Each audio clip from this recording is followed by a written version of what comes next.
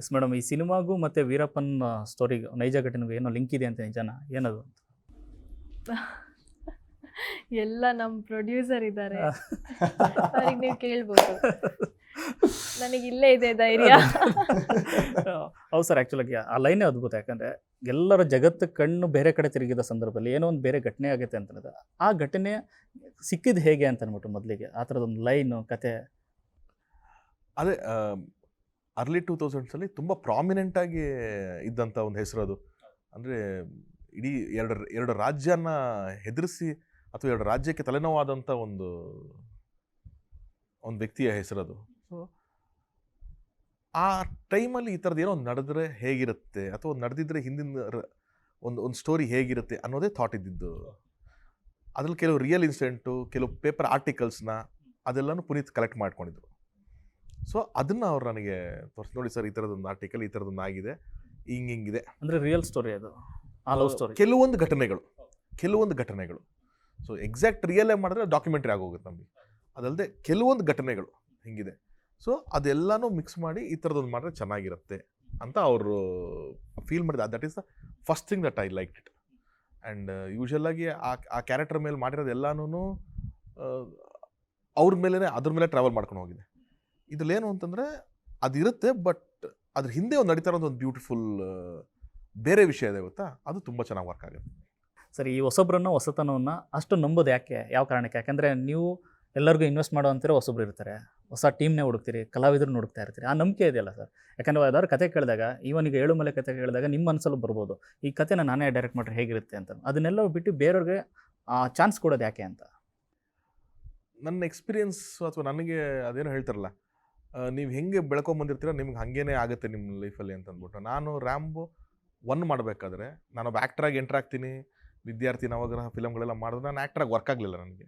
It's not, ಅದು accept ಮಾಡ್ಕೊಂತೇನೆ, work ಆಗಲ್ಲ ಅಷ್ಟೇ ಅದು ಅಂತ. ಸೊ ನೆಕ್ಸ್ಟ್ ಏನು ಅಂತಂದರೆ, ಓಕೆ, ಡೈರೆಕ್ಷನ್ ಡಿಪಾರ್ಟ್ಮೆಂಟ್ ಅವ್ರು ಬರ್ತೀನಿ ಅಂತಂದಾಗ ನನ್ನನ್ನು ಒಬ್ಬ ವ್ಯಕ್ತಿ ನಂಬ್ತಾನೆ, ಶರಣ್ ಅಂತಂದ್ಬಿಟ್ಟು. ಅವ್ನು ಮನೆಯೆಲ್ಲ ಆಡ ಇಟ್ಬಿಟ್ಟು ದುಡ್ಡು ತೊಗೊಂಬಂದು ಬಾ ಪಿಕ್ಚರ್ ಮಾಡೋಣ ಅಂತ ನನ್ನ ಜೊತೆಗೆ ಬರ್ತಾನೆ ಅಲ್ವಾ. ಅವ್ನು ನನ್ನ ಹತ್ರ ನೋಡಿದ್ದು ಒಂದು ಟ್ಯಾಲೆಂಟ್ ಅಷ್ಟೇ. ಇಲ್ಲ ಸ್ನೇಹಿತ ಅನ್ನೋದು ಓಕೆ, ಸ್ನೇಹಿತ ಅಂದರೆ ಅವ್ನು ಮಾಡೋ ಫಿಲಮಲ್ಲಿ ನನ್ನ ಕ್ಯಾರೆಕ್ಟರ್ ಹಾಕ್ಸ್ಕೊಬೋದು ಬೇಕಾದ್ರೆ. ಬಟ್ ಅವ್ನು ಇಲ್ಲ, ಇವನು ಬೇರೆ ಏನೋ ಪೊಟೆನ್ಷಿಯಲ್ ಇದೆ, ಬಾ ಒಂದು ರಿಸ್ಕ್ ಆದರೂ ಪರವಾಗಿಲ್ಲ ಅಂತ ನಾನು ಫಸ್ಟ್ ಟೈಮ್ ಬಂದು ನನಗೆ ಕೈ ಜೋಡಿಸ್ತಾನೆ. ನನಗೆ ಅಲ್ಲಿಂದ ಒಂದು ಎಂಟ್ರಿ ಸಿಗುತ್ತೆ ನನಗೆ. ನಾನು ಡೈರೆಕ್ಷನ್ ಮಾಡಬೇಕು ಅಂತಿದ್ದಾಗ ನನ್ನ ಕಥೆನ ಓಕೆ ಮಾಡಿ ಪ್ರೊಡ್ಯೂಸ್ ಮಾಡ್ತೀವಿ ಅಂತ ಬಂದಿದ್ದು 50 ಸಿನಿಮಾ ಮಾಡಿದಂಥ ದ್ವಾರಕೀಶ್ ಚಿತ್ರ ಅಂತ ಒಂದು ಲೆಜೆಂಡ್ರಿ ಬ್ಯಾನರ್. ಅವರ 50ನೇ ಸಿನಿಮಾಗೆ ಸೌತ್ ಇಂಡಿಯಾದಲ್ಲಿ ಯಾವ ಡೈರೆಕ್ಟರ್ ಬೇಕಾದ್ರೂ ಅವ್ರು ಹಾಕೊಂಡು ಪಿಕ್ಚರ್ ಮಾಡ್ಬೋದಾಗಿತ್ತು. ಅವರೊಬ್ಬ ಹೊಸ ಹುಡುಗನ ನಂಬುದ್ರು ಅವತ್ತು. ಸೊ ಪ್ರತಿ ಸತಿ ಕೂಡ ನಾನು ಹಾಗೇನೆ. ಅದಾದಮೇಲೆ ನೆಕ್ಸ್ಟ್ ನನಗೆ ಚೌಕ ಮಾಡ್ತಾ ಇದ್ದೀನಿ, ಇನ್ನು ಶೂಟಿಂಗ್ ಮಾಡ್ತಾ ಇರ್ಬೇಕಾರಲ್ಲೇ ಒಂದು ಸೂಪರ್ ಸ್ಟಾರ್ ನನ್ನನ್ನು ಕರೆದ್ಬಿಟ್ಟು, ನೆಕ್ಸ್ಟ್ ಪಿಕ್ಚರ್ ನೀನು ಮಾಡು, ಇನ್ನೂ ರಿಲೀಸ್ ಆಗಿಲ್ಲ ನನ್ನ ಚೌಕ, ಒಂದು ಸೂಪರ್ ಸ್ಟಾರ್ ನನ್ನ ಕರೆದು ನೆಕ್ಸ್ಟ್ ಪಿಕ್ಚರ್ ನೀನು ಮಾಡು ಮಗನೇ ಅಂತಂದ್ಬಿಟ್ಟು ಅವತ್ತೇ ಹೇಳ್ತಾರೆ ನನಗೆ. ಯಾರು? Challenging star Darshan. ಅಂದರೆ ಎಲ್ಲರೂ ಒಂದು ಹೊಸಬ್ರಿಗೆ ಇರೋ ಅದನ್ನು ವಿಷನ್ ನೋಡಿದಾರಲ್ಲ, ನನಗೊಬ್ಬ ಹೊಸಬ್ರನ್ನಾಗಿ ಅದನ್ನೆಲ್ಲ ನೋಡ್ಕೊಂಬಂದ್ಬಿಟ್ಟೆ ನಾನು. ಸೊ ನನಗೆ ಇವತ್ತದು ಹೊಸಬ ಎಕ್ಸ್ಪೀರಿಯನ್ಸ್ ಅದು ತಲೆಗೆ ಬರೋದೇ ಇಲ್ಲ ನನಗೆ.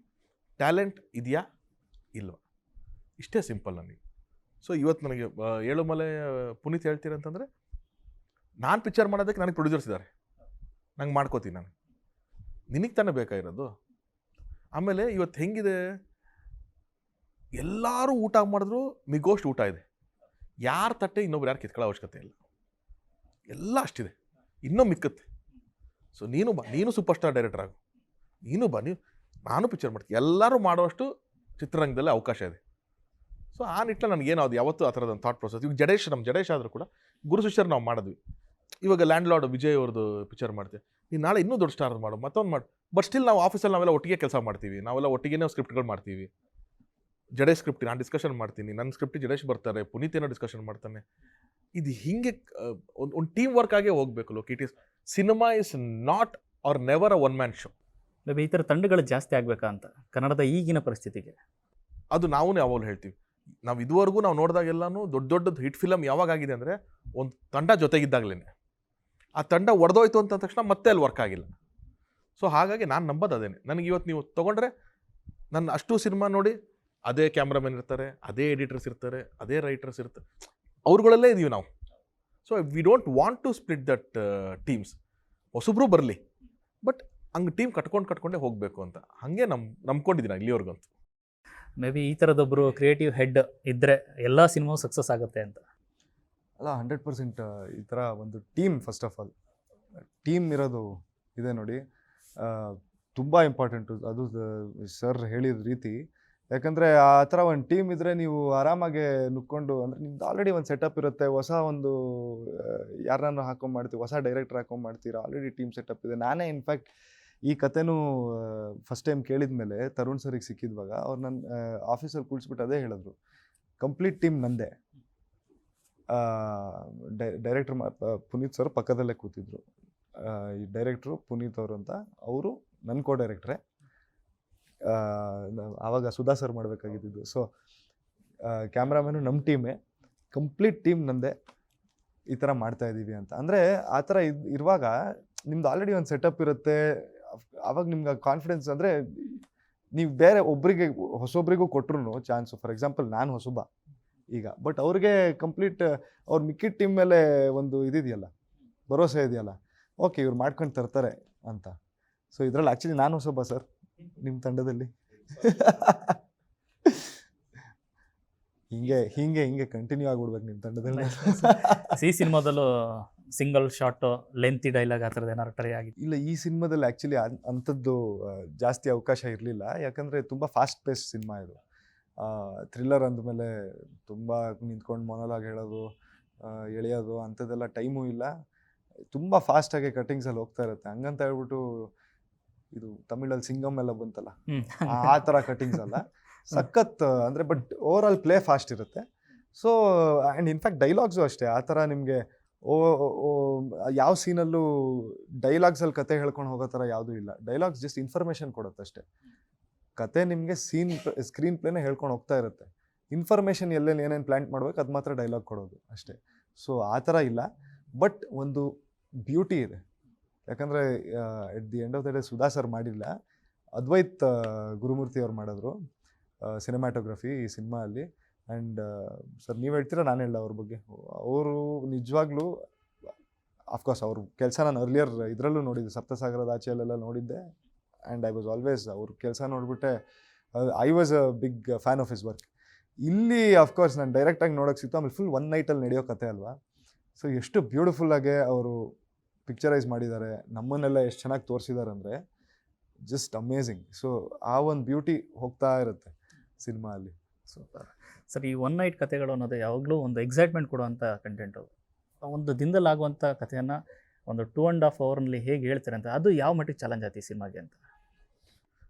ಅಂದರೆ ಸ್ಕ್ರಿಪ್ಟ್ ಹಂತದಲ್ಲಿ ನಮಗೆ ಟೈಮ್ ಲೈನ್ ಅನ್ನೋದು ತುಂಬ ಚಾಲೆಂಜಿಂಗ್ ಆಗ್ತಾ ಹೋಗುತ್ತೆ.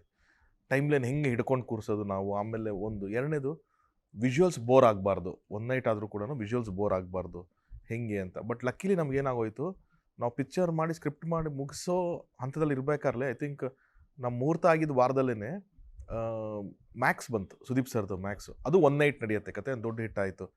ಅದಕ್ಕೆ ಹಿಂದೆ ಹಾಸ್ಟೆಲ್ ಹುಡುಗರು ಬೇಕಾಗಿತ್ತು ಅಂತ ಒಂದು ಸಿನಿಮಾ ಬಂದಿತ್ತು, ನಮ್ಮ ವರುಣನ್ ಪ್ರೊಡ್ಯೂಸ್ ಮಾಡಿದ ಪಿಕ್ಚರ್.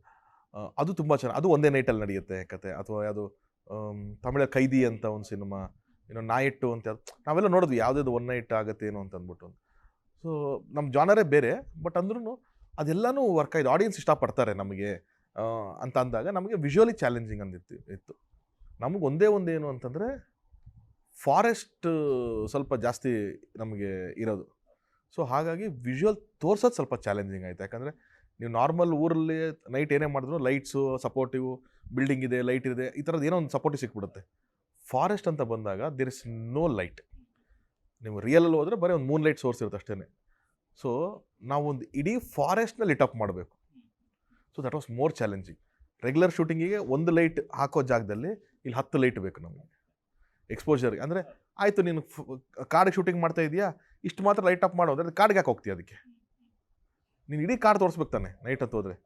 ಸೊ ಇಲ್ಲಿಂದ ಅಲ್ಲಿವರೆಗೂ ನಿಮಗೆ ಲೈಟ್ ಅಪ್ ಮಾಡಬೇಕು. 3 ಜನರೇಟರ್ ನಿಲ್ಸ್ಕೊಂಡು ಲೈಟ್ ಅಪ್ ಮಾಡಿದ್ದೀವಿ ನಾವು. ಕೇಳೋದಕ್ಕೇನೋ ನಮ್ಗೆ ಒನ್ ನೈಟ್ ಕತೆ ಅಂತ ಅನ್ಸುತ್ತೆ ಅಷ್ಟೇ. But it is more challenging, more expensive and technically more strong. So ಹಾಗಾಗಿ it was very challenging for us. First propose ಮಾಡೋದು ಯಾರು?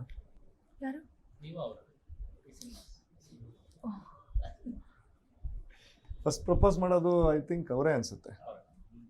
ಹೌದೇನಮ್ಮ? ಆ ಸೀನ್ ಹಂಗೆ ನೆನಪಲ್ಲಿ ಇಟ್ಕೊಂಡು ಈಗ ಒಂದು ಡೈಲಾಗ್ ಹೇಳಿ ಆಯ್ತು, ಏನಂತ ಹೇಳಿದ್ರಿ ಸಿನಿಮಾದಲ್ಲಿ ಅಂತ. ಅದೆಲ್ಲ ಇಲ್ಲೇ ಇಲ್ಲ ಪಿಕ್ಚರ್ ಪ್ರಪೋಸ್ ಮಾಡಿದ್ನ ಹ್ಮ್. ಯಾವಾಗ sir? ಅದೇ ನೀವು ಹೇಳ್ಬೇಕು ಅವಾಗ, ಇಲ್ಲ ಸರ್ ಆ ಥರದ ಸೀನ್ ಯಾವುದು ಇಲ್ಲ, ನೀವು ಯಾವ್ದು ಕೇಳ್ತಾ ಇದ್ದೀರಾ ಅಂತ ಹೇಳ್ಬೇಕು. ಇಲ್ಲ ಇಲ್ವಾ? ಆಹಾ. ಓ, ನೀವು ಬೇರೆ ಸಿನಿಮಾ ಬಗ್ಗೆ ಮಾತಾಡ್ತೀರಾ? ಇಲ್ಲ ಸರ್, ಇದೇ ಸಿನಿಮಾಲಿ ಪ್ರಪೋಸ್ ಮಾಡೋದೇನಿಲ್ಲ. ಓಕೆ. ಪ್ರಪೋಸ್ ಎಲ್ಲ ಆದ್ಮೇಲಿಂದ ಶುರು ಆಗುತ್ತೆ ಕಥೆ. ಮುಗಿದ್ಮೇಲೆ ಸ್ಟಾರ್ಟ್ ಆಗುತ್ತೆ. Super sir. ಟೆಕ್ನಿಕಲ್ ಟೀಮ್ ಅಂತ ಬರೋದಾದ್ರೆ ಸರ್, ಡಿ ಇಮಾನ್ ಅವರು ಅಂದರೆ ಸೂಪರ್ ಹಿಟ್ ಸಿನಿಮಾಗಳಿಗೆಲ್ಲ ಸಂಗೀತ ಕೊಟ್ಟವರು, ಇಂಥವರೆಲ್ಲ ಈ ಕೊಲಾಬ್ ಆಗೋದಿದೆಯಲ್ಲ ಸರ್, ಅಂದ್ರೆ ಒಂದು ರೀತಿ ಈಗ ಸೌತ್ ಇಂಡಿಯಾಗೆ ಏಳು ಮಾಡಿಸಿದ ಸಿನಿಮಾ ಅಂತ ಕಾಣಿಸ್ತಾ ಇದೆ ಅದು ಅಂತ. ಬರೀ ಏಳುಮಲೆ ಬರೀ ಕನ್ನಡ ಸಿನಿಮಾ ಅಲ್ಲ, ಸೌತ್ ಸಿನಿಮಾ ಅಂತ. ಅಲ್ಲ ಇದು ಕಥೆನೂ ಹಾಗೆ ಇತ್ತು ಲೋಕಿ. ಇನ್ನೊಂದೇನು ಅಂತಂದರೆ ನಮಗೆ ಡಿ ಇಮಾನ್ ಸರ್ ಒಪ್ಕೊಂಡಿದ್ದು it's only because of the script. ನಮಗೇನು ಅಂದರೆ we have enjoyed his music. ಅವ್ರ ಮ್ಯೂಸಿಕ್ನ ಅಷ್ಟು ನಾವೆಲ್ಲ ಇಷ್ಟಪಟ್ಟಿದ್ದೀವಿ. ಅವ್ರಿಗೆ ನ್ಯಾಷನಲ್ ಅವಾರ್ಡ್ ಬಂದಂಥ ಮ್ಯೂಸಿಕ್ ಡೈರೆಕ್ಟರ್ ಅವರು. ಕನ್ನಡದಲ್ಲಿ ಅವರು ಕೋಟಿಗೊಬ್ಬ 2 ಮಾಡಿದಾಗ್ಲೂ ಅಷ್ಟೇ ಚೆನ್ನಾಗಿ ನಮಗೆ ಸಾಲುತ್ತಿಲ್ಲವೇ ಸಾಂಗ್ ಆಗಿರಲಿ, ಪ್ರಪಂಚ ನೀನೆ ಅದೆಲ್ಲ ಎಂಜಾಯ್ ಮಾಡಿದ್ದೀವಿ. ನಟ ಸಾರ್ವಭೌಮ ಮಾಡಿದಾಗಲೂ ಅಷ್ಟೇ ಖುಷಿ ಪಟ್ಟಿದ್ವಿ. ಸೊ ಅವ್ರದ್ದೊಂದು ಆ ಮೆಲೋಡಿ, ಅವ್ರಿಗೆ ರೀ ರೆಕಾರ್ಡಿಂಗ್ ನಂಗೆ ತುಂಬ ಇಷ್ಟ ಆಯಿತು. ಸೊ ಇದು ಇನ್ನೊಂದೇನು ಅಂತಂದರೆ, ಇದು ಕರ್ನಾಟಕ ತಮಿಳ್ನಾಡು ಬಾರ್ಡರ್ ನಡೆಯುವ ಕಥೆ ಆಗಿರೋದ್ರೆ 2 ನೇಟಿವಿಟಿ ಗೊತ್ತಿರೋಂಥ ಇದ್ದರೆ ಚೆನ್ನಾಗಿರುತ್ತೆ ಅಂತ ನಮಗೆ ಫೀಲ್ ಆಗಿದ್ದು. ಸೊ ಹಾಗಾಗಿ ಅವ್ರಿಗೆ ಅಪ್ರೋಚ್ ಮಾಡಿದ್ವಿ. ಅವರು ಇಮಿಡಿಯೇಟ್ಲಿ ಕತೆ ಇಷ್ಟಪಟ್ಬಿಟ್ಟು ಆಯ್ತು ನಾನು ಮಾಡ್ಕೊಡ್ತೀನಿ, ಸಖತ್ ಬ್ಯುಸಿ ಇದ್ದಾರೆ ಅವರು. ಅವರು Ajith sir film, Vijay sir film, Rajini sir film ಎಲ್ಲ ರೀಸೆಂಟಾಗಿ ಮಾಡಿ ಮುಗಿಸಿರುವಂಥವ್ರು. ಸೊ ಆಯಿತು ನಾವು ಮಾಡ್ಕೊಡ್ತೀನಿ ನಿಮಗೆ ಅಂತ ಅವರು ಆನ್ ಬೋರ್ಡ್ ಬರ್ತಾರೆ. ಆ್ಯಂಡ್ ಅದಾದಮೇಲೆ ಅದ್ವೈತ್, ನಮ್ಮ ಕ್ಯಾಮ್ರಾಮನ್ ಅದ್ವೈತ್. ಸೊ ಅದ್ವೈತು ಅಷ್ಟೇ, ಸರ್ ತುಂಬ ಚಾಲೆಂಜಿಂಗ್ ಆಗಿದೆ, ನಾನು ಪಿಕ್ಚರ್ ಮಾಡ್ತೀನಿ. ಅದ್ವೈತ್ ಆನ್ ಬೋರ್ಡ್ ಬರ್. ಆ್ಯಕ್ಚುಲಿ ನಾನು ಸುಧಾಕರ್ ಇದ್ದಿದ್ದು, ನಾನು ಯಾವಾಗ ಮಾಡಿ ಸುಧಾಕರ್ ಮಾಡಬೇಕು ಅಂತ. ಬಟ್ ಅದೇ ಟೈಮಿಗೆ ಸುಧಾಕರ್ ಡೆವಿಲ್ ಬಂತು. ಸೊ ಸುಧಾಕರ್ ಆಯ್ತು ನೀನು ಡೆವಿಲ್ ಅಲ್ಲಿ ಹೋಗು ಮಗ ಅಂತ ಅಂದ್ಬಿಟ್ಟು ನಾವು ಇಲ್ಲಿ ಅದ್ವೈತ್ ಬಂದ್ರೆ again Advaith did amazing job Advaith ಮಾಡಿದ್ರು. ಆ್ಯಂಡ್ ನಮ್ಮ ಎಡಿಟರ್ KM ಪ್ರಕಾಶ್ ಅವರು ಎಲ್ಲ ಫಿಲಮ್ಸು ಅವರೇ ಇದ್ದಾರೆ. ಸ್ಟಂಟ್ಸ್ ವಿನೋದ್ ಮಾಸ್ಟರ್ ಸ್ಟಂಟ್ಸ್ ಮಾಡಿದ್ದಾರೆ. ಆಮೇಲೆ ಅರುಣ್ ಅಂತ ಹೊಸಬ್ರು ಕೊರಿಯೋಗ್ರಫಿ ಮಾಡಿಸಿದ್ದೀವಿ ನಾವು, ಒಂದು ಹೊಸ ಟ್ಯಾಲೆಂಟ್ ಅರುಣ್ ಅಂತ ಅಂದ್ಬಿಟ್ಟು. ಸೊ ಹಾಗೆ ತುಂಬ ಒಂದು ಒಳ್ಳೆ ಸ್ಟ್ರಾಂಗ್ ಟೀಮ್, ಟೆಕ್ನಿಕಲ್ ಟೀಮೇನೆ ಬಂದಿರ. ಆ್ಯಂಡ್ ಇನ್ನೊಂದು ನಮಗೆ ಇವತ್ತು ಅದ್ವೈತ್ ಕ್ಯಾಮ್ರಾ ವರ್ಕ್ ಅಷ್ಟು ಚೆನ್ನಾಗಿ ಮಾಡಿದ್ರೆ, DI ಅಂತ ನಮಗೇನು ಇವಾಗ ಮಾಡ್ತೀವಲ್ಲ, DI ಪೋಸ್ಟ್ ಪ್ರೊಡಕ್ಷನ್ ಮಾಡಬೇಕಂದ್ರೆ ಅದನ್ನು ರಾಜು ಅಂತಂದ್ಬಿಟ್ಟು ಹೈದರಾಬಾದಲ್ಲಿದ್ದಾರೆ, ಅವರು ಪುಷ್ಪ 2ಗೆ ಮಾಡಿದಂಥವ್ರು ಅವರು. ಸೊ ಆ ಟೆಕ್ನಿಷಿಯನ್ನ ಕರ್ಕೊಂಬಂದಿದ್ದಾರೆ ಅದ್ವೈತು. ಸೊ ಅವ್ರು ನಮ್ಮ ಪೋಸ್ಟ್ ಪ್ರೊಡಕ್ಷನ್ ಗ್ರೇಡಿಂಗ್ ಎಲ್ಲ ಮಾಡ್ತಾಯಿದ್ದಾರೆ. ಆ್ಯಂಡ್ VFX ಇದೆಲ್ಲ ಮಾಡಿದ್ದು ಕೂಡ ಅಷ್ಟೇ. ಅದು ತುಂಬ ದೊಡ್ಡ ಸ್ಪೆಕ್ಟ್ರಾ ಅಂತ ತುಂಬ ದೊಡ್ಡ ಕಂಪನಿ ಅದು. ರೀಸೆಂಟಾಗಿ ಅದು ಅಮರನ್ನು ಆ ಥರದ್ದೆಲ್ಲ ಫಿಲಮ್ಸ್ಗಳು ಮಾಡಿರೋದು. So Dev got very strong technical team work ಮಾಡಿದೆ ಇದಕ್ಕೆ. ಒಂದೇ ದಿನ ಏಕಕಾಲಕ್ಕೆ 3 ಲ್ಯಾಂಗ್ವೇಜಲ್ಲಿ ರಿಲೀಸ್ ಆಗುತ್ತಾ ಹೇಗೆ? ಹೌದು. ಬಟ್ ಈಗ ನಾವು very shortly Telugu and Tamil distributors ಯಾರು ಅನ್ನೋದನ್ನು ನಾವು ಇನ್ನೊಂದು ಅಗ್ರಿಮೆಂಟ್ ಸೈನ್ ಆಗಬೇಕದು, ಅದಕ್ಕೋಸ್ಕರ ವೆಯ್ಟ್ ಮಾಡ್ತಾಯಿದ್ದೀವಿ. ಅದಾದ ತಕ್ಷಣ ನಾವು ಅಫಿಷಿಯಲಿ ಅನೌನ್ಸ್ ಮಾಡ್ತೀವಿ ಅದನ್ನು. ಈಗ ಕನ್ನಡ ಸಿನಿಮಾಗಳಿಗೆ ಹೊರ ರಾಜ್ಯಗಳಲ್ಲಿರುವಂಥ ಬೇಡಿಕೆ ವಿಚಾರವಾಗಿ ಹೇಳೋದಾದರೆ ಸರ್, ಈ ಥರದೊಂದು ಕಂಟೆಂಟ್ಗಳು ಬಂದಾಗ ಈಗ ಸೂಫ್ರಮ್ಸು ತುಂಬ ದೊಡ್ಡ ಹಿಟ್ ಆಯಿತು, ಸಾಕಷ್ಟು ಬೇಡಿಕೆ ಇದೆ. ಏಳುಮಲೆ ಜಸ್ಟ್ ಪೋಸ್ಟ್ ನೋಡೋದಲ್ಲೇ ಸಾಕಷ್ಟು ಜನ ಶೇರ್ ಮಾಡಿ ಮಾತನಾಡಿದರು, ಸಿನಿಮಾದ ಕ್ವಾಲಿಟಿ ಬಗ್ಗೆ ಚರ್ಚೆಗಳಾಗಿತ್ತು ಆಲ್ರೆಡಿ. ಇದೆ 100% ಇದೆ. ಬಟ್ ಏನು ಅಂತಂದರೆ, ಅವರ ಸಿನಿಮಾಗಳನ್ನ, ಹೊರಭಾಷೆಯಲ್ಲಿರೋ ಸಿನಿಮಾಗಳನ್ನ ಇಲ್ಲಿ ನಾವು ಮುಗಿಬಿದ್ದು ಮೇಲ್ಬಿದ್ದು ತೊಗೊಂಬಂದು ಇಲ್ಲಿ ಹಾಕ್ತೀವಲ್ಲ, ಅಷ್ಟು ಅಲ್ಲಿಲ್ಲ. ಅಲ್ಲಿ ಅವ್ರಿಗೆ ಸ್ಟಿಲ್ ಆಂಧ್ರ ತೆಲಂಗಾಣಕ್ಕೆ ಹೋದರೆ ಅಲ್ಲಿ ಸ್ಟಿಲ್ ತೆಲುಗು ಪ್ರಯಾರಿಟಿನೇ ಇದೆ, ತಮಿಳ್ನಾಡಿಗೆ ಹೋದರೆ ಅಲ್ಲಿ ತಮಿಳ್ ಪ್ರಯಾರಿಟಿನೇ ಇದೆ. ಈ ಸಿನಿಮಾಗಳೆಲ್ಲ ಕಾಂಟೆಂಟ್ ಚೆನ್ನಾಗಿದ್ದು, ಎಲ್ಲ ಚೆನ್ನಾಗಿದ್ದು ನಾವು ಪಿಕ್ಚರ್ ತೋರಿಸಿ ಎಲ್ಲ ಮಾಡಿದ್ಮೇಲೆ ತೊಗೊತಾರೆ ಅವರು ಡಿಸ್ಟ್ರಿಬ್ಯೂಷನ್ಗೆ. ನಮ್ಮಲ್ಲಿ ನಾವು ಹಂಗಿಲ್ಲ. ನಮ್ಮಲ್ಲಿ ಅಲ್ಲೊಂದು ಟೀಸರ್ ಬಿಟ್ಟರೆ ಸಾಕು, ಇಲ್ಲಿಂದ ಹೋಗಿ ಸಾರ್ ಪಿಕ್ಚರ್ ಬೇಕು ನಮಗೆ ಅಂತಂದು ಕನ್ನಡ ಫಿಲಮ್ನೇ ಈ ಡೇಟಿಗೆ ಬರಬೇಡಿ, ತೆಲುಗು ಫಿಲಮ್ ಬರುತ್ತೆ, ತಮಿಳ್ ಫಿಲಮ್ ಬರುತ್ತೆ ಅಂತ ಅಂದ್ಬಿಟ್ಟು ಕನ್ನಡ ಫಿಲಮ್ನೇ ಮುಂದಕ್ಕೆ ತಳ್ಬಿಡ್ತಾರೆ ಇಲ್ಲಿ. ಬಟ್ ಲಕ್ಕಿಲಿ ಫಾರ್ ಅಸ್ ನಮಗೆ ಒಂದು 2 ಒಳ್ಳೆ ಟೀಮ್ ಸಿಕ್ಕಿದೆ. ಅವ್ರಿಗೆ ನಮ್ಮದೆಲ್ಲ ಪ್ರಮೋಷನ್ ಮೆಟೀರಿಯಲ್ಸು, ನಮ್ಮ ಸಿನಿಮಾ ಎಲ್ಲ ನೋಡಿ ಅವರು ಇಂಪ್ರೆಸ್ ಆಗಿದ್ದಾರೆ. ಸೊ ಹಾಗಾಗಿ ಆಮೇಲೆ ಇದು ಯೂನಿವರ್ಸಲ್ಲಿ ಎಲ್ಲ ಲ್ಯಾಂಗ್ವೇಜ್ ಹೇಳಿದಲ್ಲ ಲೋಕಿ, ಕನ್ನಡ ಆಡಿಯನ್ಸ್ ಇಷ್ಟಪಡೋದಷ್ಟೇ ಅಲ್ಲದೆ ಈವನ್ ನಾನ್ ಕನ್ನಡಿಗ ಆಡಿಯನ್ಸ್ ನೋಡಿದ್ರು ಕೂಡ ಈ ಪಿಕ್ಚರ್ ಇಷ್ಟಪಡ್ತಾರೆ. Super sir. ಇನ್ನು ಕೊನೆಯದಾಗಿ ಸೆಪ್ಟೆಂಬರ್ 5 ಸಿನಿಮಾ ರಿಲೀಸ್ ಆಗ್ತಾ ಇದೆ. ಮಾತಾಡೋಕ್ಕೆ ಇನ್ನೂ ಸಾಕಷ್ಟಿದೆ, ಯಾಕಂದರೆ ಟ್ರೈಲರ್ ರಿಲೀಸ್ ಆದಮೇಲೆ ಮೇ ಬಿ ಈ ಪಾತ್ರಗಳ ಬಗ್ಗೆ, ನಾಗಾಭರಣ ಅವರಾಗಲಿ, ಜಗಪತಿ ಬಾಬು ಅವ್ರ ಬಗ್ಗೆ ಆಗಲಿ, ಕಿಶೋರ್ ಅವ್ರ ಬಗ್ಗೆ ಆಗಲಿ ಸಾಕಷ್ಟು ವಿಚಾರ ಇರುತ್ತೆ. ಸೊ ಕೊನೆಯದಾಗಿ 5 ರಿಲೀಸ್ ಆಗ್ತಾ ಇದೆ, ಕನ್ನಡ ಸಿನಿಮಾ ಪ್ರೇಮಿಗಳಿಗೆ ಹೇಳೋದಾದರೆ? ಏನಿಲ್ಲ, ಏಳುಮಲೆ ಸೆಪ್ಟೆಂಬರ್ 5 ರಿಲೀಸ್ ಆಗ್ತಿದೆ. ಹಾಗೆ ನಾನು ಹೇಳ್ದಂಗೆ ಇಟ್ ಇಸ್ ಅನ್ ಎಕ್ಸ್ಪೀರಿಯನ್ಸ್. ನಿಮಗೆ ಥಿಯೇಟ್ರ್ ಒಳಗಡೆ ಬಂದರೆ ಒಂದು edge of the seat love story, ಒಂದು ತುಂಬ ದಿವಸ ಆಗಿದೆ ನಮ್ಮಲ್ಲಿ ಬಂದು. ಸೊ ನಿಮಗೆ ಆ ಥರದೊಂದು ಸಿನಿಮಾ ಕೊಟ್ಟಿದ್ದೀವಿ, ಒಂದು ಇಡೀ ತಂಡ. Very fast paced 2 hours 13 minutes cinema ಅಷ್ಟೇ ಇದು. ಸೊ ನೀವು ಬಂದು ಆಚೆ ಹೋಗ್ಬೇಕಾದ್ರೆ ಯು ಟೇಕ್ ಹೋಮ್ ಈ ಸಿನಿಮಾದು ಒಂದಷ್ಟು ಎಸೆನ್ಸ್ನ ನೀವು ತೊಗೊಂಡು ಕ್ಯಾರಿ ಮಾಡ್ಕೊಂಡು ಹೋಗ್ತೀರಾ ನೀವು ಅನ್ನೋದೊಂದು ನಾನು ಹೇಳ್ತೀನಿ. ಸೊ ಇಟ್ ಇಸ್ ಒಂದು ಬ್ರಿಲಿಯಂಟ್ ಎಕ್ಸ್ಪೀರಿಯನ್ಸ್ ಇರುತ್ತೆ ನಿಮ್ಗೆ ಥಿಯೇಟರ್ನಲ್ಲಿ. Super madam. ಕನ್ನಡ ಸಿನಿಮಾ ಪ್ರೇಕ್ಷಕರಿಗೆ ಹೇಳೋದಾದ್ರೆ ಈಗ 500 ಇದೆ, 500 ಮುಂದ್ಗಡೆ 4-5 ಸೊನ್ನೆಗಳು ಬರೋ ರೇಂಜಿಗೆ ಸಿನಿಮಾ ಬ್ಲಾಕ್ ಬಸ್ಟರ್ ಆಗಲಿ. ಸಿನಿಮಾ ತುಂಬ ಪ್ರಾಮಿಸಿಂಗ್ ಆಗಿದೆ. ಸೆಪ್ಟೆಂಬರ್ 5ಗೆ ಎಲ್ಲರೂ ಹೋಗಿ ಸಿನಿಮಾನ ನೋಡಿ ಅಂತ ಕೇಳ್ಕೊತೀನಿ. ಯಾಕಂದರೆ ನೀವು ಎಕ್ಸ್ಪೆಕ್ಟ್ ಮಾಡ್ತಾ ಇರೋ ಸಿನಿಮಾ ಥರನೇ ಈ ಸಿನಿಮಾನೂ ಇದೆ ಅಂತ ನಾನು ಅಂದ್ಕೊಳ್ತೀನಿ. ಸೊ ಹೋಗಿ ನೋಡಿ ಆ್ಯಂಡ್ ಕನ್ನಡ ಸಿನಿಮಾನ ಆ್ಯಂಡ್ ಕನ್ನಡ ಇಂಡಸ್ಟ್ರಿನ ಜಾಸ್ತಿ ಬೆಳೆಸಿ ಅಂತ ಕೇಳ್ಕೊಳ್ತೀನಿ. ಎಸ್. ಸೊ ಏಳುಮಲೆ ಇದೇ 5th ಸೆಪ್ಟೆಂಬರ್ಗೆ ಬರ್ತಾ ಇದೆ. ಚಿತ್ರಮಂದಿರಗಳಿಗೆ ಹೋಗಿ ನೋಡಿ ಈ ಸಿನಿಮಾ. ಯಾಕಂದರೆ ನಾನು ಏನು ಹೇಳೋಕ್ಕೆ ಇಷ್ಟಪಡ್ತೀನಿ ಅಂದರೆ, ಈ ಸಿನಿಮಾ ಬೇಸಿಕ್ಲಿ ತರುಣ್ ಸರ್ ಹೇಳ್ದಂಗೆ ಒಂದು ಒಳ್ಳೆ thriller, edge of the seat thriller ಇದು. ಸಮ್ಟೈಮ್ಸ್ ಅಫ್ಕೋರ್ಸ್ ಯಾಕೆ ಥಿಯೇಟ್ರಿಗೆ ಹೋಗೋದು ಅದೆಲ್ಲ ತುಂಬ ಇವಾಗ ನಡೆಯುತ್ತೆ. ಬಟ್ ಇವಾಗ ಒಂದೊಂದು ಸಿನಿಮಾ ಏನಂದರೆ ನೀವು ಥಿಯೇಟ್ರಲ್ಲಿ ನೋಡಿದ್ರೇ ಮಜಾ. ಫಾರ್ ಎಕ್ಸಾಂಪಲ್ ಈ ಒಂದು ಹಾರರ್ ಸಿನಿಮಾ ನೀವು ಕೂತ್ಕೊಂಡು ಟಿ ವಿಯಲ್ಲಿ ನೋಡ್ಬೋದು.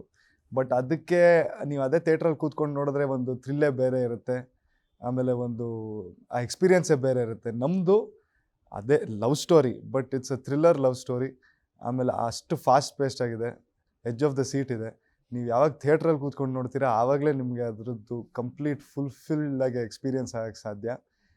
ಆಮೇಲೆ ಇನ್ಫ್ಯಾಕ್ಟ್ ಐ ಥಿಂಕ್ ನಮ್ಮ ಮ್ಯೂಸಿಕ್ ಡೈರೆಕ್ಟ್ರು ಅದೇ ಹೇಳ್ತಾಯಿದ್ರು that with respect to RR, ಅಷ್ಟು RR ಮಾಡೋಕ್ಕೆ ಸ್ಪೇಸ್ ಇಲ್ಲ ಸಿನಿಮಾ ಅಲ್ಲಿ, ಬರೀ ಎಫೆಕ್ಟ್ಸೇ ಜಾಸ್ತಿ ಇದೆ. ಅಂದರೆ ಅಷ್ಟು ಫಾಸ್ಟ್ ಪೇಸ್ ಇದೆ, ಬರೀ ಎಫೆಕ್ಟ್ಸು. ಅಂದರೆ ಎಫೆಕ್ಟ್ಸ್ ಎಲ್ಲ ಯೂಶ್ವಲಿ ಜಾಸ್ತಿ ಇರೋದು ಒಂದು ಹಾರರ್ ಸಿನಿಮಾಗಳಲ್ಲಿ, ಆ ಥರ ಎಲ್ಲ ಅಷ್ಟು ಫಾಸ್ಟ್ ಪೇಸಾಗಿ ಥ್ರಿಲ್ ಸಿನಿಮಾ ನಮ್ಮದು. ಸೊ ಇದನ್ನು ದಯವಿಟ್ಟು 5th ಸೆಪ್ಟೆಂಬರ್ ಥಿಯೇಟ್ರಸಿಗೆ ಬಂದು ನೋಡಿ, ನಿಮ್ಮ ಆಶೀರ್ವಾದ ಬೇಕು ನಮಗೆ. Thank you so much. Thank you sir, thank you so much. ಒಳ್ಳೇದಾಗಲಿ. ಏಳುಮಲೆ ಆ ಲೈಟಿಂಗಲ್ಲಿ ಒಂದು ಬರುತ್ತೆ ಸರ್, ಗೊತ್ತಾ ಮಾದಪ್ಪಂದು ಒಂದು ಟೀಸರಲ್ಲಿ. ಸೊ ಅದೇ ಥರ ಮಾದಪ್ಪನ ಆಶೀರ್ವಾದ ಜಾಸ್ತಿ ಇರಲಿ ಸಿನಿಮಾಗೆ, ದೊಡ್ಡ ಮಟ್ಟದ ಸಕ್ಸಸ್ ಆಗಲಿ sir. Thank you so much. Thank you so much Loki. Thank you. Yes, ನೋಡಿದ್ರಲ್ಲ, ಇದಿಷ್ಟು ಏಳುಮಲೆ ಸಿನಿಮಾದ ಮಾತುಕತೆ. ಹೆಚ್ಚಿನ ಅಪ್ಡೇಟ್ಸ್ಗಾಗಿ ನೋಡ್ತಾ ಇರಿ ನ್ಯೂಸ್ ಫಸ್ಟ್ ಕನ್ನಡ.